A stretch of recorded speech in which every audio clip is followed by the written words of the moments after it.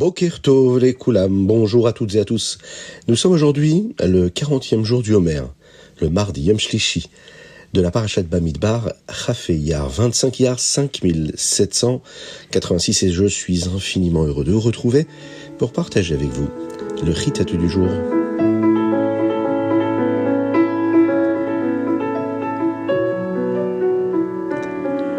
Nous sommes à quelques jours de la fête de Shavuot et nous lisons la Parashat Bamidbar. Les Chachamim ont instauré la lecture de la Torah spécifiquement de cette manière.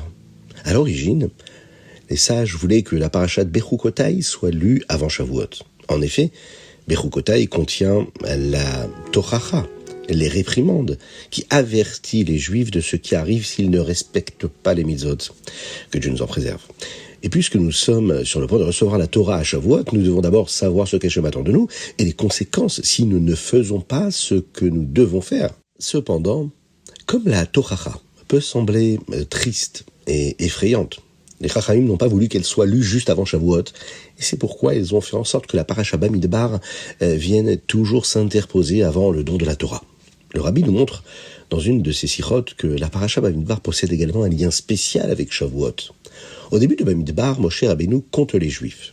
Avant Shavuot, nous comptons les jours jusqu'à la réception de la Torah, le Homer. Il y a quelque chose de très intéressant dans le fait de compter. Habituellement, nous savons qu'il existe plusieurs sortes de jours. Les jours de la semaine, les jours ordinaires, les jours spéciaux comme le jour de Rosh Chodesh, les jours vraiment spéciaux comme le Shabbat ou les jours de fête, Yom Tov. Mais quand nous comptons les jours pour le Homer, chaque type de jour est compté de la même manière. C'est-à-dire que il y a un jour normal, mais qui a quelque chose d'important. Chaque jour est important. Il en va de même pour le dénombrement du Ham Israël. Certains juifs sont des Kohanim, d'autres des Nessiim, des princes de tribus. D'autres sont des Léviim, d'autres des Talmidei Chachamim, des érudits. Tandis que d'autres sont des juifs simples. Mais lorsqu'ils sont comptés, chaque juif compte pour un. Chaque juif est important. Lire la Parashat Bamidbar avant Matan Torah nous rappelle que la Torah nous donne la force de faire ressortir le bien de chaque jour et de révéler la Kedusha qui se trouve dans la Neshama de chaque juif.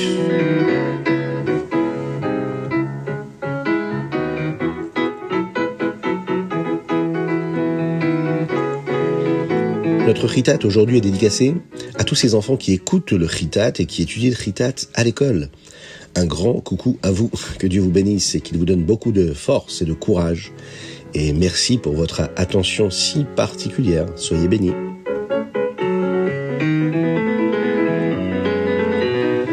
Alors dans le Chumash aujourd'hui, nous apprenons comment les Juifs campaient et voyageaient dans les déserts. Akadosh Baruch Hu dit à Moshe et à Aaron que les Juifs devront camper selon un certain ordre autour du Mishkan. Il y aura 4 sections comprenant chacune 3 tribus, 3 shvatim. Ces sections doivent se trouver à 2000 coudées, 2000 amotes du Mishkan, afin de ne pas être juste à côté, mais suffisamment proches pour pouvoir s'y rendre à pied pendant Shabbat. Vous savez que pendant Shabbat, nous ne pouvons pas marcher au-delà du Troum Shabbat, soit 2000 coudées après la limite de la ville ou du campement. Chaque section doit avoir son propre drapeau, avec une couleur spécifique pour chaque tribu.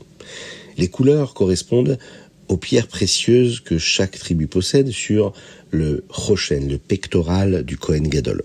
Et voici la disposition des sections avec les tribus et leurs princes. Les Nessiim, selon leur emplacement par rapport au Mishkan, écrit dans l'ordre de leur voyage. À l'est du Mishkan, nous avons la section de Yehuda. Le Nassi de la tribu de Yehuda était Narshon ben Aminadav. Ensuite Issachar et son Nassi Netanel ben Suar. Ensuite Zvulun et son Nassi Eliav ben Chelon.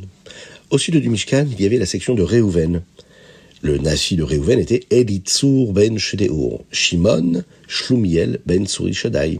Le Nassi de Gad s'appelait Eliasaph ben Réhouel. Au milieu du Mishkan, là nous avions les Léviim. À l'ouest du Mishkan, c'était la section d'Ephraïm. Ephraïm, lui, avait pour Nassi Elishama ben Amihud. Ménaché avait pour Nassi Gamliel ben Pedatsur. Et Binyamin avait pour Nassi Avidan ben Gideoni. Et enfin, au nord du Mishkan, il y avait la section de Dan. Dan avait pour Nassi Achiezer ben Amishadai. Asher avait pour Nassi Pagiel ben Ochran. Naphtali avait pour Nassi Achira ben Enan. Quand Hachem donne le signal de départ, la section de Yehuda part en premier, suivie de celle de Réhouven, puis les Lévim qui eux transportent le Mishkan, et enfin la section de Éphraïm et de Dan qui suivait.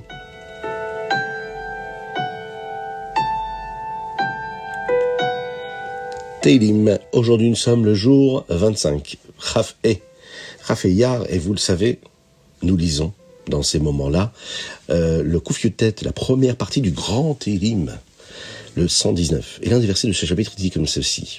Chatzot laila hakum leodot lach, al mishpet et tzidkecha. Le roi David dit, à minuit, je me lève pour te louer Hachem. La Gemara nous raconte que David a Melech laissé la fenêtre de sa chambre ouverte et suspendait une harpe près de son lit. À minuit, le vent du nord soufflait et faisait vibrer les cordes de la harpe. David Ameller se réveillait immédiatement au son de la musique et étudiait la Torah jusqu'au matin. Un matin, les Chachamim vinrent le voir et lui dirent « Les Juifs ont besoin de parnassa, de subsistance. Que devons-nous faire ?» David Ameller leur dit de collecter la tzedaka pour les pauvres. « Mais cela ne suffit pas, répondirent les Chachamim.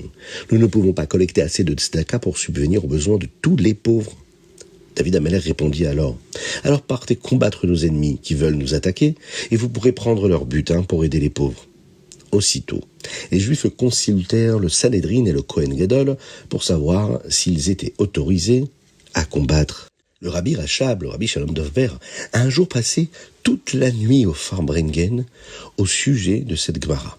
Il a expliqué que David Ameller était si grand, il était si puissant, un Talmid Chacham, un érudit tellement grand qu'il aurait pu écrire de nombreux ouvrages savants, mais il ne l'a pas fait.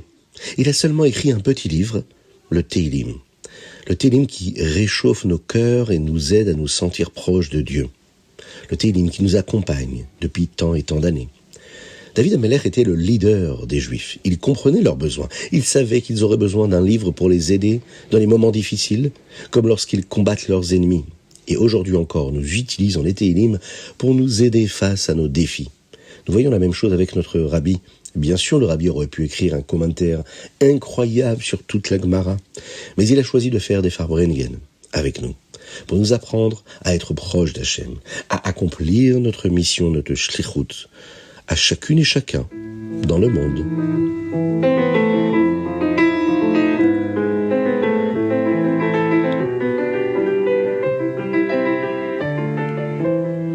Tania, l'écouter à Marim, chapitre 51. Il existe deux types de vitalité qu'une personne reçoit de sa neshama. L'une est générale et identique pour tout le corps, celle qui lui permet de rester en vie. Et la seconde est spécifique à chaque organe. Comme nous l'avons vu, l'œil pour voir, le pied pour marcher. Le monde fonctionne de la même manière. Hachem donne au monde entier une vitalité générale pour qu'il puisse exister. La même dans les mondes spirituels les plus élevés et dans les mondes matériels le plus bas. Puis, Hachem donne une autre vitalité spécifique à chaque partie du monde. La Kabbalah appelle cette vitalité le Or, la lumière. Tout comme la lumière est plus ou moins visible, selon les rideaux ou les fenêtres qui se trouvent dans une pièce, cette vitalité brille plus fort dans certains endroits. Les mondes spirituels, qui sont des mondes élevés, peuvent supporter cette lumière de façon révélée. Mais ce monde matériel dans lequel nous vivons ne le peut pas. Et c'est pourquoi la lumière d'Hachem y est très cachée. Tout comme chez l'homme, cette vitalité spécifique va résider principalement dans la tête.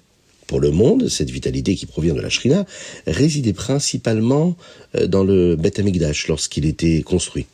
Et elle réside aujourd'hui dans la Torah et dans les mitzvot. Et de là, cette lumière se diffuse au reste du monde.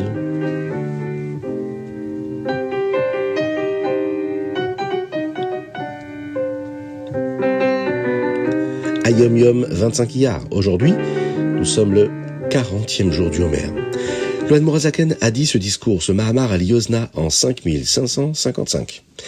Les sages nous enseignent que la récompense d'une mitzvah est une mitzvah. Srar mitzvah mitzvah. Qu'est-ce que cela signifie ?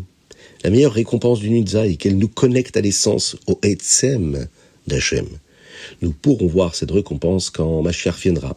C'est la partie principale de la mitzvah. Toutefois, nous recevons aussi une récompense ici-bas. Hachem nous aide d'une manière similaire à la mitzvah que nous avons accomplis. Par exemple, si nous donnons la tzedaka pour aider quelqu'un d'autre, Hachem nous aidera dans nos besoins à nous. C'est ce que nous disons dans les brachot du matin, Elou Devarim. Elou Devarim, Shadam Ochel Perotem Ba'olam Hazeh, Ve'akeren Kayemet, La'olam Haba. Nous mangeons les fruits, les récompenses dans ce monde-ci, mais le capital, la récompense principale, nous attend dans le monde à venir, dans le Olam Haba.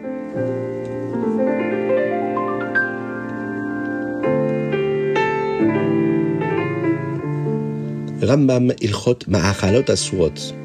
Dans les chapitres 14, 15 et 16, nous apprenons quand une personne est passible de sanction par le Beit Din, le tribunal rabbinique, pour avoir consommé de la nourriture interdite. Tout comme la matzah pendant le Seder, qui doit être consommée dans un temps bien précis, eh bien, une personne n'est punie que si elle consomme une certaine quantité de nourriture dans un laps de temps précis. Nous apprenons aussi le concept du bitoul, l'annulation. On peut imaginer une grande marmite de soupe, si l'on renverse un peu de lait à l'intérieur par accident et que cette soupe-là était une soupe de viande, eh bien, la réponse c'est que la soupe peut rester cachère. Pourquoi ? Parce que le lait est batel, il est annulé. Il y a tellement de soupe et si peu de lait que cela ne rend pas la nourriture non cachère. Attention, il existe de nombreuses lois sur le bitoul. Certains aliments ne peuvent jamais être annulés et parfois il faut 200 fois plus de nourriture cachère pour annuler l'aliment interdit. Et bien sûr, ce sont les lois que nous étudions dans le Rambam, mais il faut faire attention à ces lois pour bien les respecter, connaître bien les détails dans les cas bien précis. Quand cela arrive, il est préférable de demander toujours la question à un rave, un érudit qui pourra y répondre.